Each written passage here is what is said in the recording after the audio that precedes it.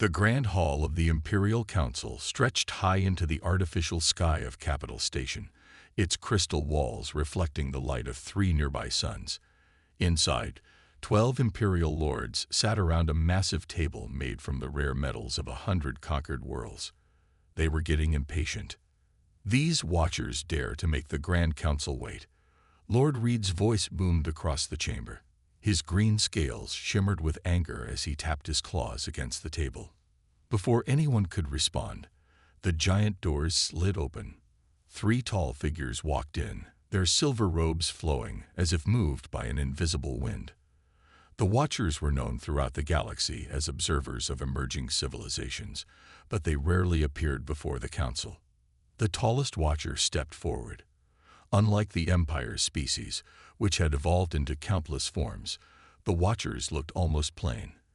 They had simple gray skin, 2 arms, 2 legs, and faces that showed no emotion. "We come with a warning," the Watcher said, its voice calm but firm. "In the spiral arm of what you call the Outer Rim, we have found a species you must contain before it's too late." Lord Reed laughed, a harsh sound that echoed off the crystal walls. "Another primitive species that frightens you, like the rock eaters of Sigma 9, or the floating gas brothers of the Cloud Nebula." The Watcher didn't react to the mockery. "They call themselves humans. Their planet is Earth.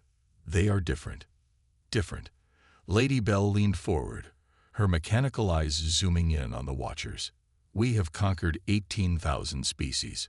We have ruled the galaxy for 10,000 years.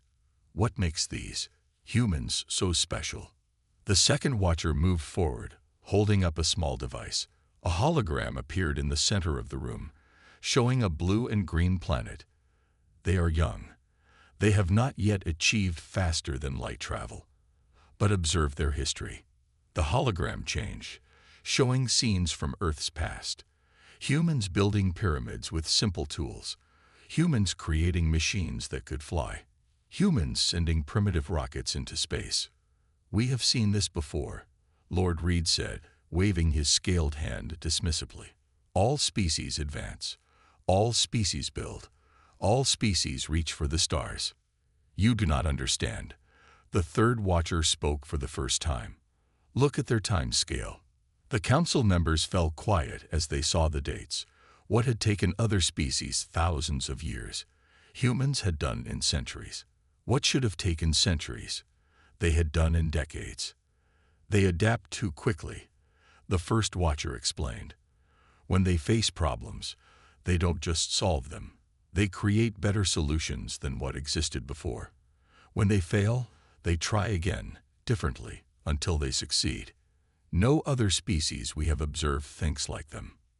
Lady Bell's mechanical eyes wavered as she processed this. "They are still primitive. Even if they develop quickly, they will join the Empire like all others, or they will be conquered." The Watchers looked at each other, sharing a silent moment of communication. "There is more," the tall one said. "They imagine things that don't exist, then make them real. They unite in the face of threats. They take ideas from their stories and turn them into reality. They call it science fiction." Several Council members laughed at this. Lord Reed stood up, his massive frame casting a shadow over the hologram. "Enough. You waste our time with children's tales. These humans are no threat. When they reach for the stars, they will find the Empire waiting. Like all others, they will learn their place." The Watchers didn't argue. They simply turned to leave, but at the door, the tall one stopped. "We have warned you because it is our duty. Remember this day. Remember that we told you about humans, because by the time you realize we were right, it will be too late." The crystal doors closed behind them, leaving the Council in silence. After a moment, they began to laugh again, dismissing the warning as the paranoid fears of ancient observers who saw threats in shadows. In the space around Capital Station, the Watchers' ship disappeared into the darkness between stars. They had done their duty. Now they would watch and wait and see if the Empire would survive its own arrogance. Deep in the Outer Rim, on a blue planet called Earth, A scientist looked through a microscope at a strange new material that would change the nature of space travel forever. The Empire didn't know it yet, but the clock was already ticking. 20 years had passed since the Watcher's warning. The Empire's massive warship, Star Crusher, dropped out of faster-than-light travel at the edge of the Sol system. Admiral Grant of the Imperial Fleet stood on the bridge, his metal-enhanced eyes fixed on the blue planet ahead. "Report," he commanded. "Sir, we're detecting something strange," the sensor officer said, his tentacles moving quickly over the control panel.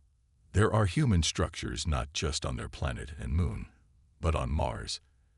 And, sir, they have ships near Jupiter and Saturn." Admiral Grant frowned. This wasn't right. The latest reports had shown humans still using chemical rockets. How long since our last observation? 3 years, sir. Impossible.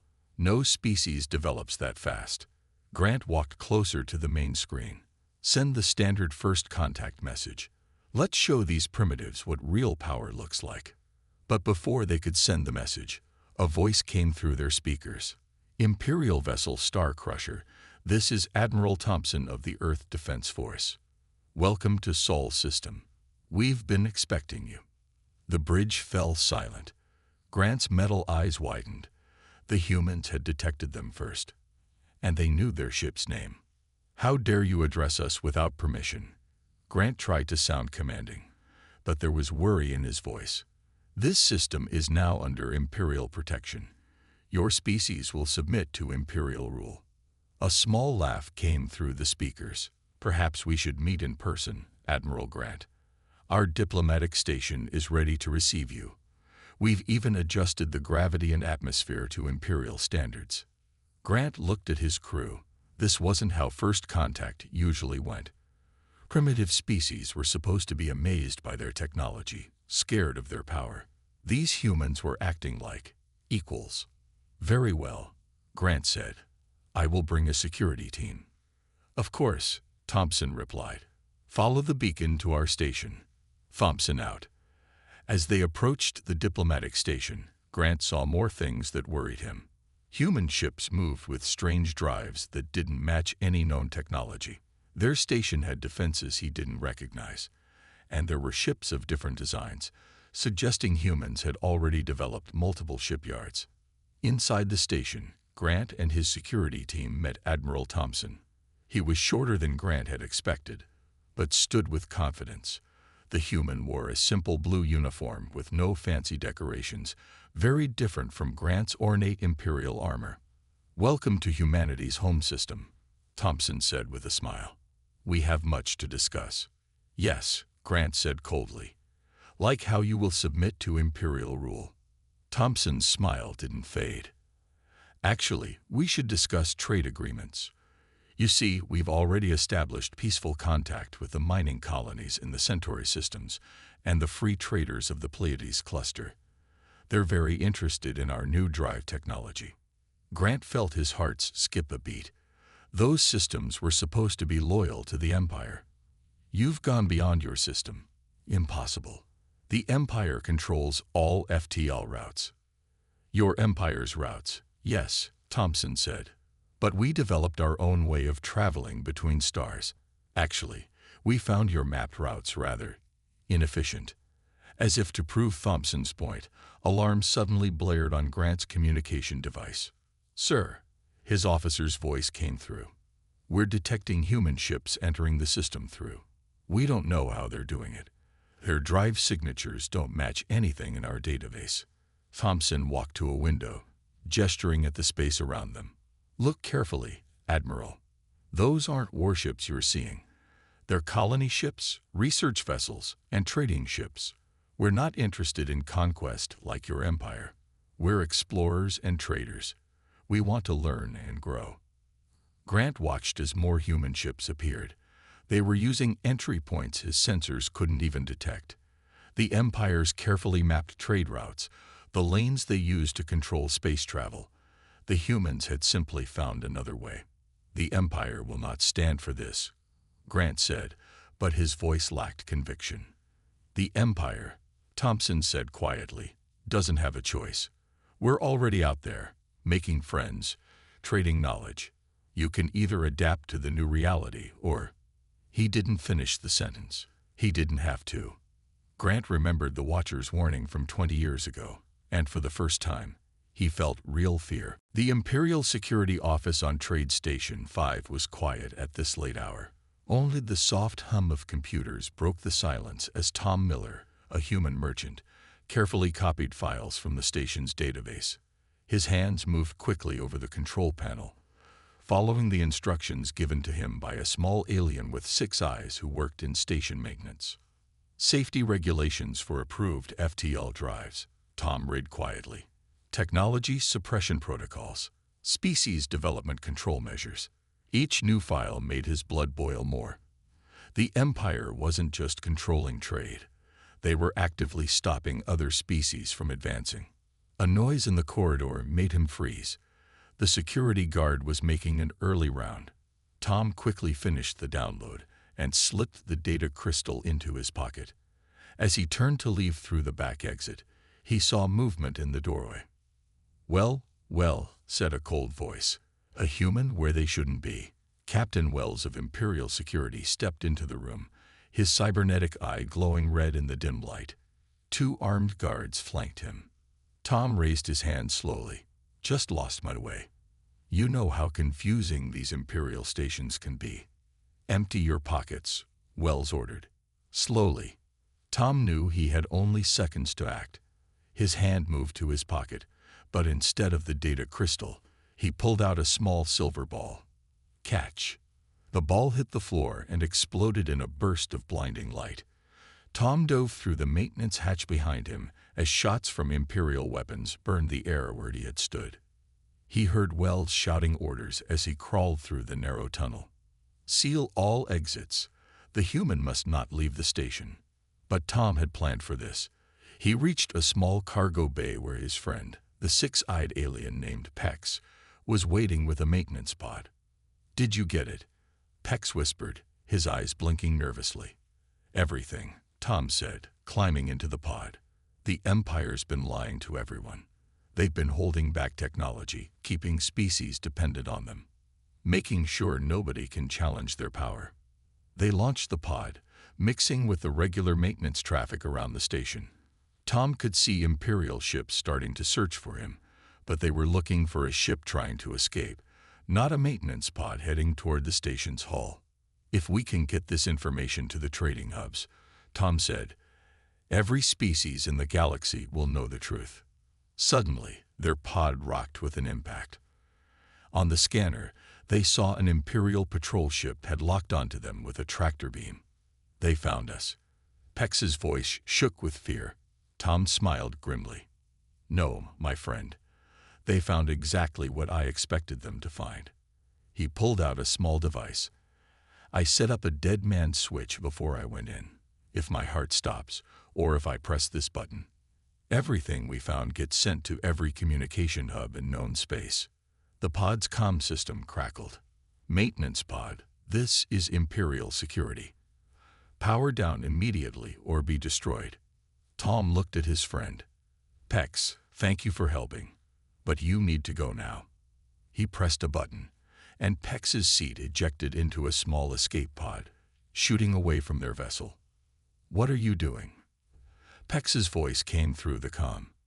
"Making sure the truth gets out." Tom watched as Imperial ships surrounded his pod. The Empire's been stopping progress for too long. Sometimes a spark needs to burn bright to start the fire of change. Captain Wells' voice came through the speakers again. "This is your final warning." Tom took a deep breath and pressed the button on his dead man switch. Instantly, across thousands of worlds, computers began receiving and displaying the stolen files. Evidence of the Empire's technology suppression appeared on screens everywhere. The Imperial ships opened fire, destroying Tom's pod in a blast of energy. But it was too late.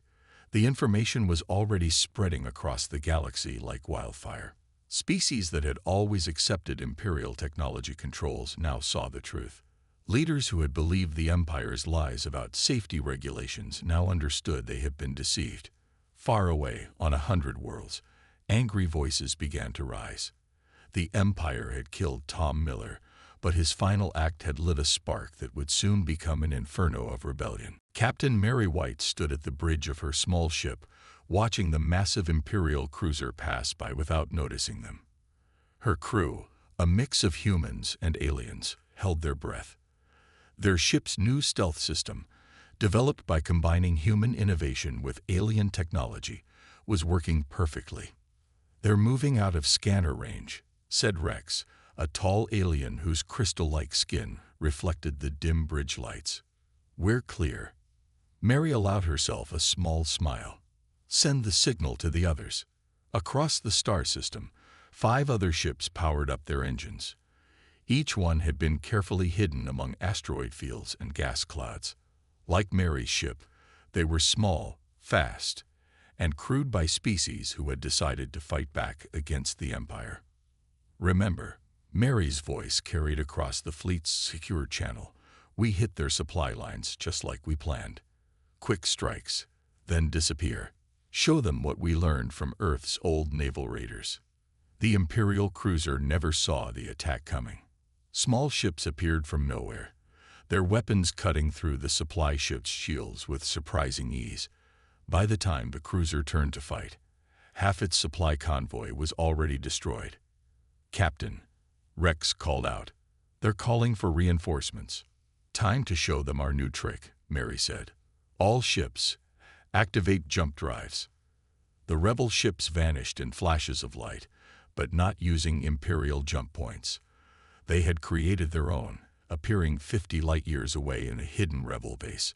The Imperial ships would waste days searching the nearby systems, never guessing their targets were already so far away.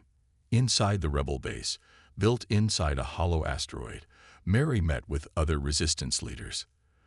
The room was filled with beings of all shapes and sizes. Some floated in anti-gravity fields, others sat in specially designed chairs, but all were united in their fight against the Empire. "The raids are working," Mary reported, pointing to a star map. "We've hit 30 supply convoys this month. The Empire can't protect them all." "But they're getting angry," rumbled Cax, a giant gas-breathing alien who joined the meeting through a special chamber. "They've started burning rebel worlds."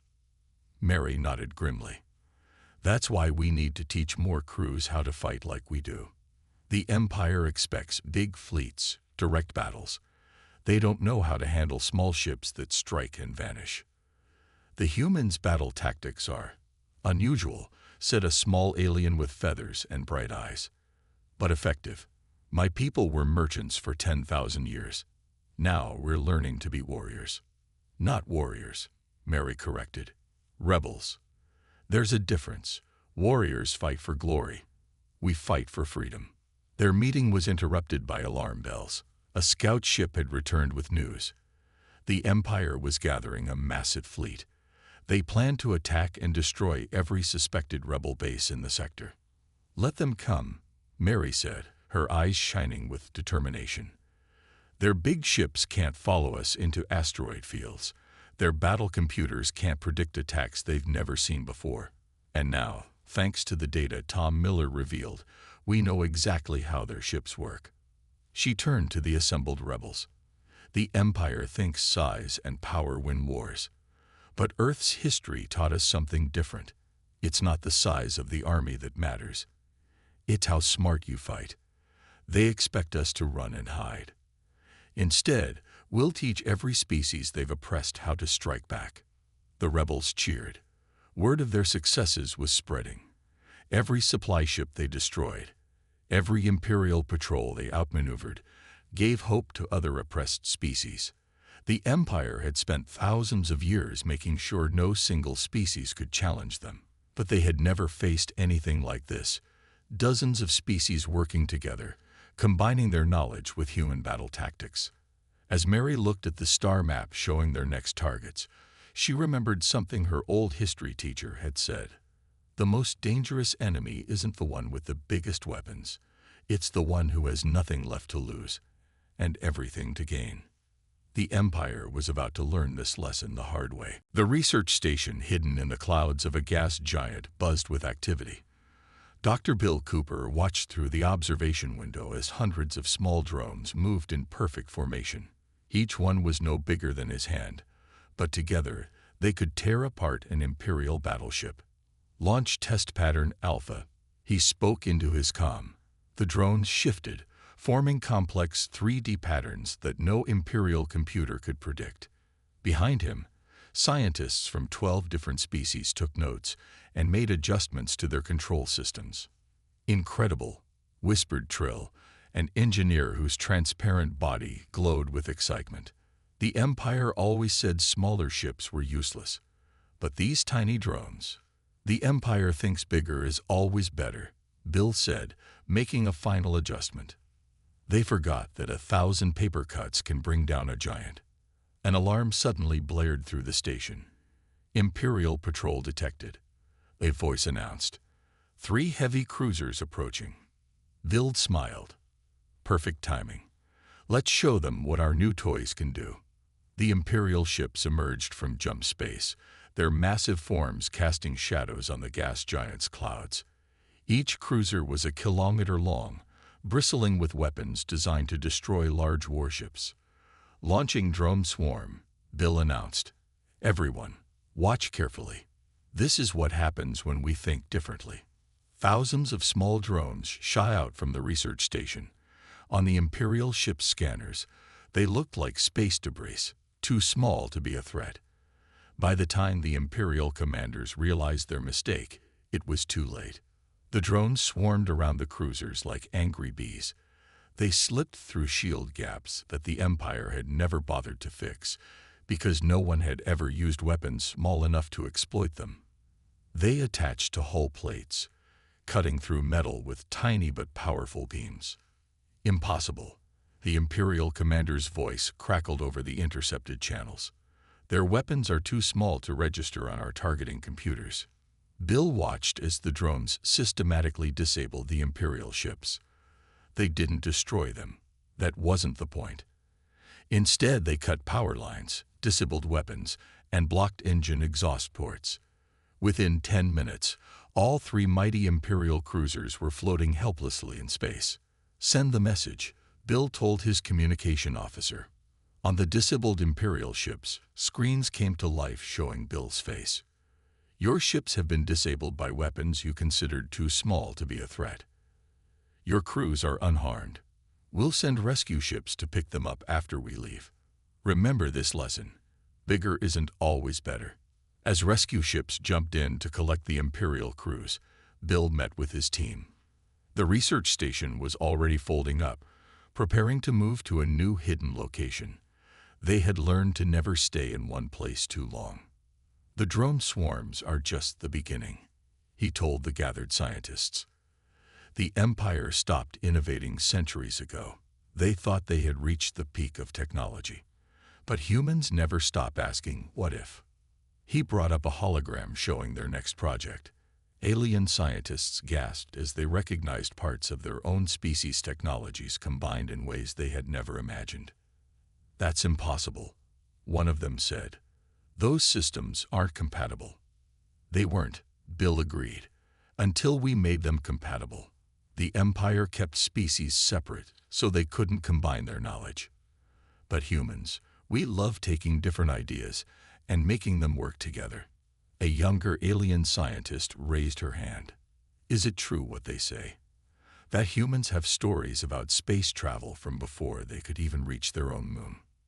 Bill laughed. "Science fiction, we called it. We imagined possibilities before we could create them. Sometimes, the craziest ideas work best." As the station vanished into its new hiding place, Bill looked at the disabled Imperial ships one last time.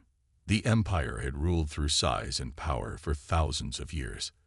But they were about to learn that innovation, creativity, and the ability to think differently were far more powerful than any weapon.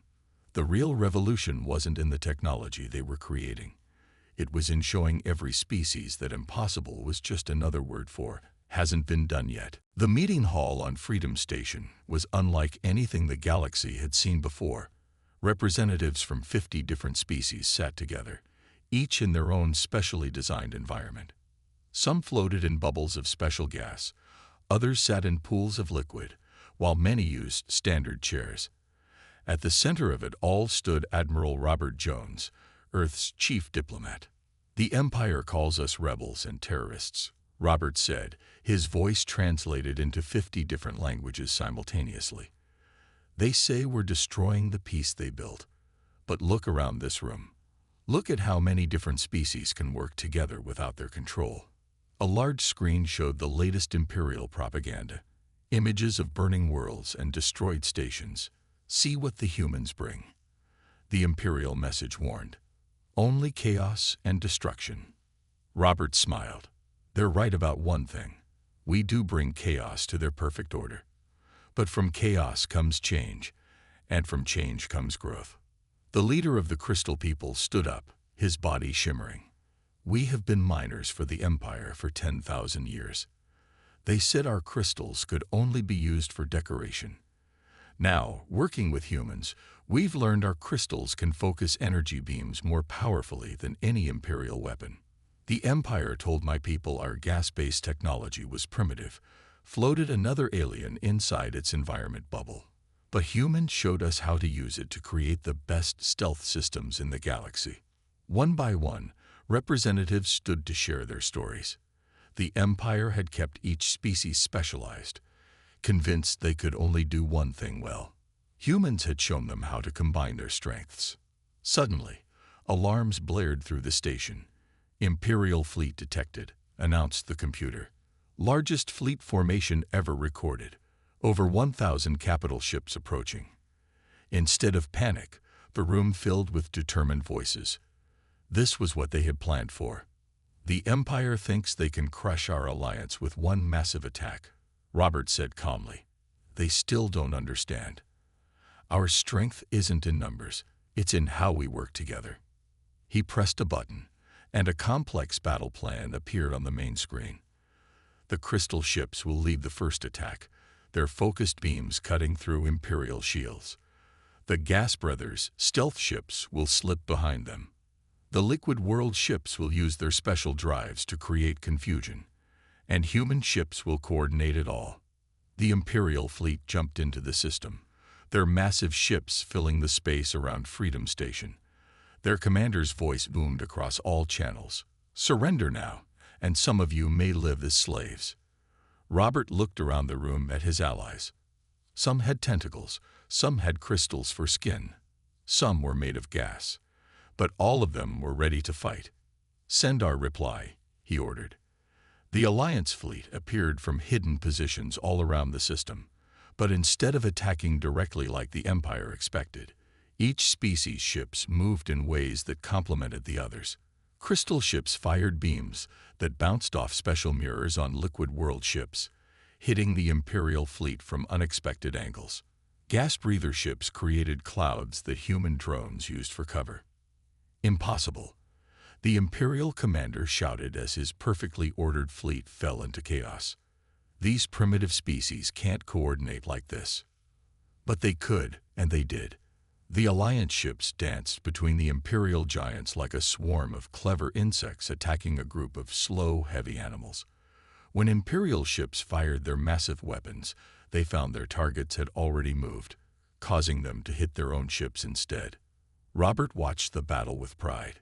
The Empire had spent thousands of years keeping species separate and specialized. They never imagined what would happen when someone helped those species work together.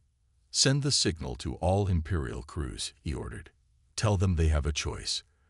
They can stay with their dying empire, or they can join an alliance where every species is free to reach its full potential." As escape pods began launching from Imperial ships, Robert smiled. The Empire's greatest fear had come true. Humans hadn't just resisted their control, they had shown everyone a better way to live. The Imperial capital world looked different now. Its once pristine streets were filled with beings of all species, walking freely for the first time. The Grand Imperial Palace, which had stood for 10,000 years, now served as the meeting place for the new Galactic Council. Inside the main chamber, Admiral Tom Baker of Earth stood before the gathered representatives. The room had been redesigned to accommodate every species comfortably, a visible sign of the changes sweeping the galaxy. The last Imperial stronghold surrendered this morning, Tom announced. The war is over. A cheer went up from the assembled beings, each celebrating in their own way. Some flashed bright colors, others released pleasant scents, while many simply clapped or shouted. But now comes the harder part, Tom continued, building something better than what we destroyed. The main screen showed scenes from across the galaxy. Imperial technology centers were being opened to all species. Former slave worlds were receiving education and resources. Ships of all designs moved freely through space, using both Imperial and human jump points.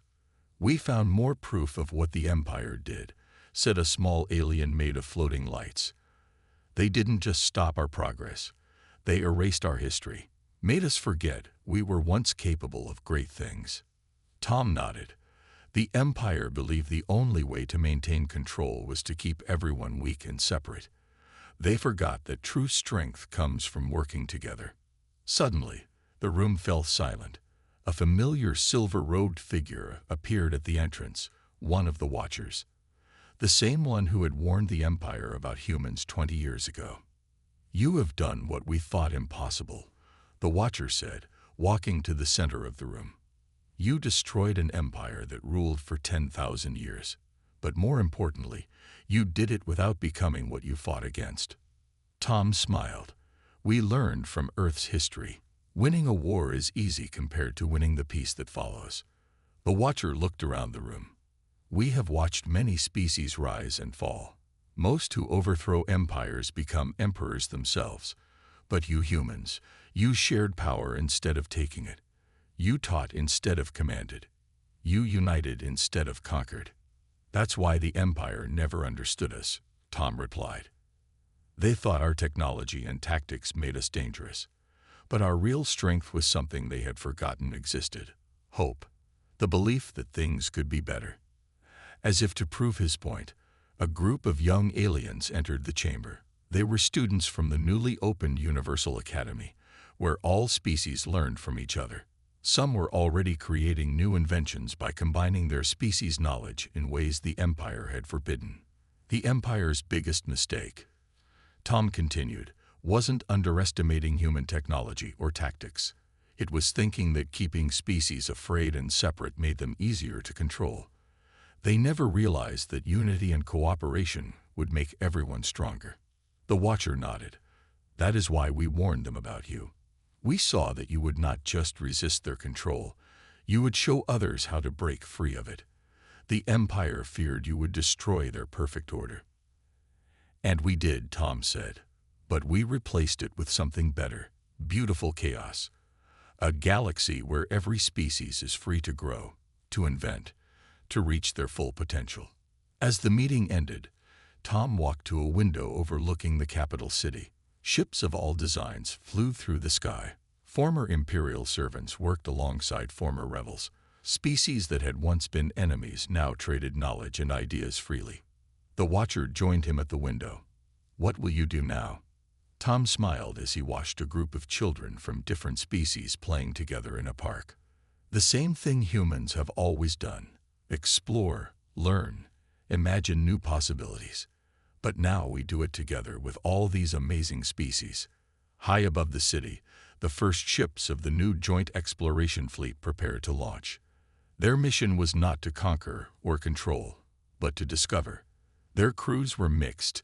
Their technology combined the best of all species. They carried the hope of a galaxy that had finally learned to work together. The Empire had laughed at the warning about humans. Now they were gone, replaced by something far more powerful than their control had ever been: unity.